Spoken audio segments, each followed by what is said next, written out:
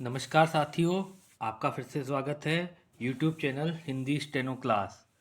अभी मैं जो डिक्टेशन अपलोड कर रहा हूँ 85 शब्द प्रति मिनट के हिसाब से 10 मिनट की है, जो कि आपकी एसएससी की तैयारी के लिए, एसएससी की परीक्षा के लिए बहुत सहायक है।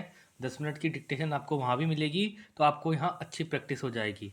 तो चलिए डिक्टेशन पे आते हैं। डिक्टेशन से आने से पहले मैं आपसे निवेदन करता हूँ, आप मेरे चैनल को लाइक करें, सब्सक्राइब करें। तो चलिए आपका ज़्यादा समय नष्ट न करते हुए डिक्टेशन पर आते हैं। तो चलिए साथियों, डिक्टेशन के लिए तैयार हो जाइए।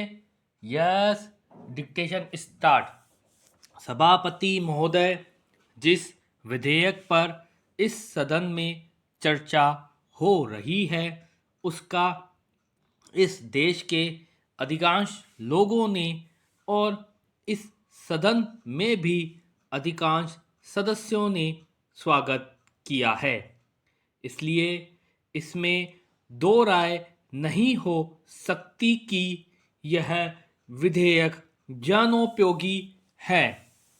यह ठीक है कि कुछ लोगों ने, जिनके निहित स्वार्थ हैं, इस विधेयक का विरोध करने की हिम्मत की है। ऐसे लोगों में जनसंघ और स्वतंत्र पार्टी, जिनकी पूंजीवादी नीतियां हैं, उनका विरोध करना स्वाभाविक ही है। पैराग्राफ।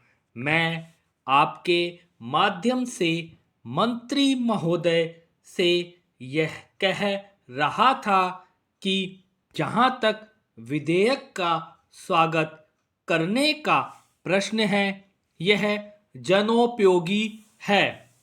जहां मैं इस विधेयक का स्वागत करता हूं, वहां यह भी निवेदन करना चाहता हूं कि इस कानून को सफल बनाने के लिए, जैसा प्रधानमंत्री ने सदन में अभी कहा, जो लोग इसका स्वागत करते हैं उनको उचित दृष्टिकोण और ईमानदारी के साथ काम करना चाहिए। हमारे देश ने गरीबी को दूर करने के लिए पंचवर्षीय योजनाओं के माध्यम से योजनाबद्ध तरीके से विकास के कार्यक्रम को चलाने की नीति अपनाई है। विधेयक के सिलसिले में जहां यह विरोध किया जाता है कि इस विधेयक से एक तानाशाही पैदा होगी, अधिनायकवाद होगा, वहां मैं यह निवेदन करना चाहता हूं कि यह विधेयक उन लोगों पर जो पूंजीवाद के जरिए से, एकाधिकार के जरिए से हम पर नियंत्रण रखना चाहते थे और जिनकी पूंजी इस विधेयक के अभाव में बैंकों के माध्यम से बराबर बढ़ती जा रही थी, रोक लगाता है। उनकी नीतियों का परिणाम यह हुआ, देश के चंद लोगों की पूंजी जो इन बैंकों के स्वामी थे, अत्यधिक बढ़ गई। हमें मालूम है कि स्वतंत्रता के बाद देश में बिड़ला और टाटा की पूंजी किस प्रकार से कई गुनी बढ़ गई है। इसलिए कांग्रेस पर यह आरोप लगाया जाता रहा है कि उसके राज्य में मालदारों की मालदारी बराबर बढ़ती गई है। इसको कम करने के लिए कांग्रेस के निर्णय के अनुसार यह कदम उठाया गया।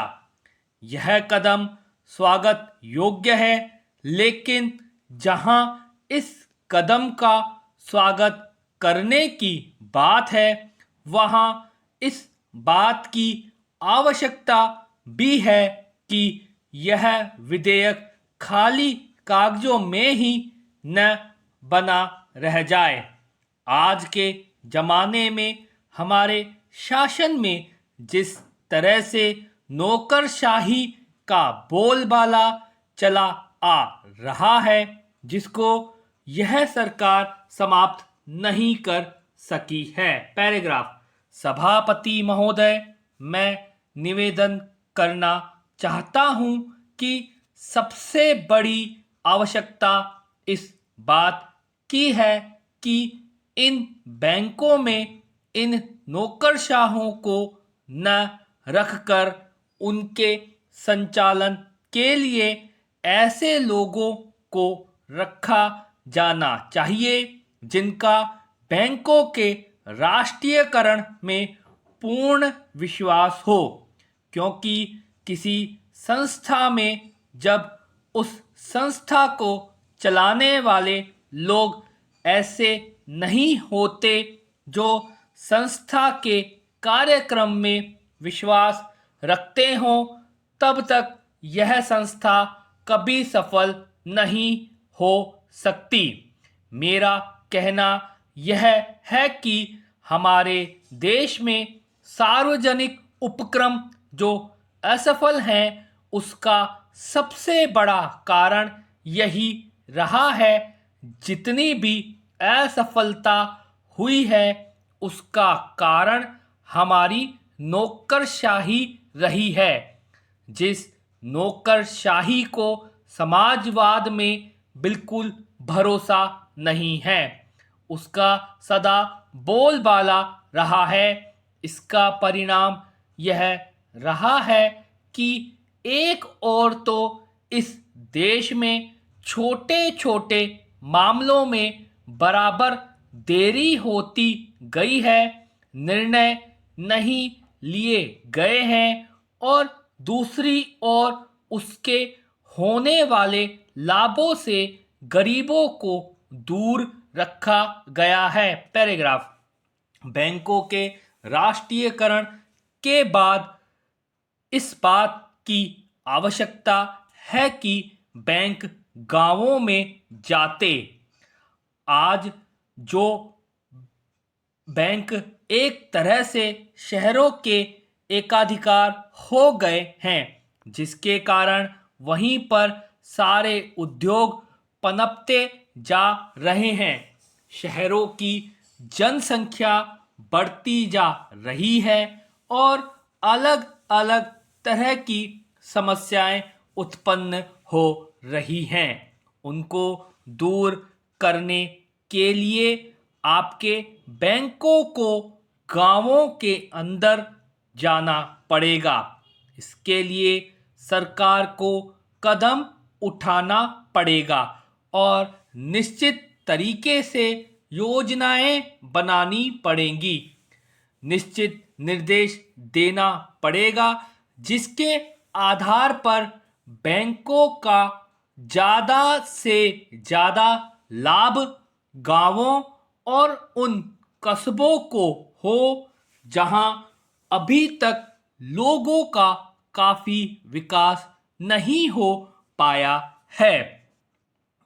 सभापति जी, सांप्रदायिकता और जातिवाद, इन दोनों के विरुद्ध सभी राजनीतिज्ञ हैं और जो इन दोनों से लाभ उठाना चाहते हैं, कम से कम मौखिक रूप से तो वह भी यही कहते हैं कि सांप्रदायिकता बुरी है, जातिवाद बुरा है।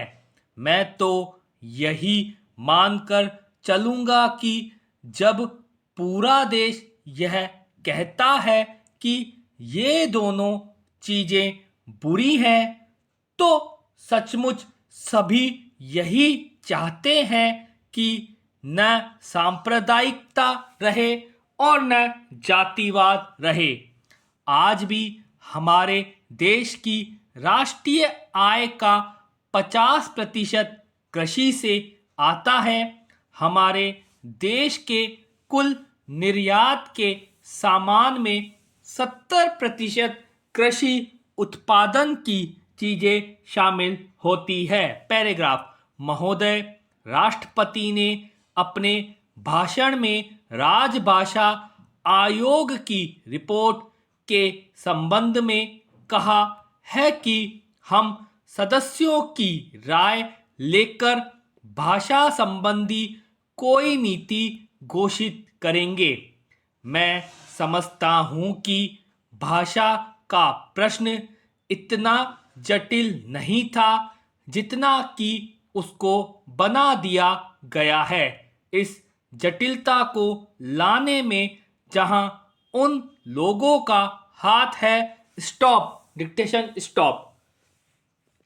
तो साथियों, आप इस डिक्टेशन को लिखें, इसका अनुवाद टैग से जरूर करें और फिर से मेरा आपसे अनुरोध है, मेरे चैनल को लाइक करें, सब्सक्राइब करें ताकि मैं भी आपकी तरह पूरी मेहनत करूं और एक स्पष्टीकरण जैसा कि मैं देता आया हूं कि यह डिक्टेशन रामधारी गुप्ता जी की बुक है आशुलिपिक उच्च गति अभ्यास, उसमें से है। मैं किसी भी राजनीतिक पार्टी उसकी विचारधारा का न तो समर्थन करता हूं न मैं प्रचार प्रसार करता हूं। मेरा ये चैनल केवल स्टेनोग्राफी अभ्यास के लिए, स्टेनोग्राफी परीक्षा की तैयारी के लिए है, इसके अलावा और कुछ भी नहीं है।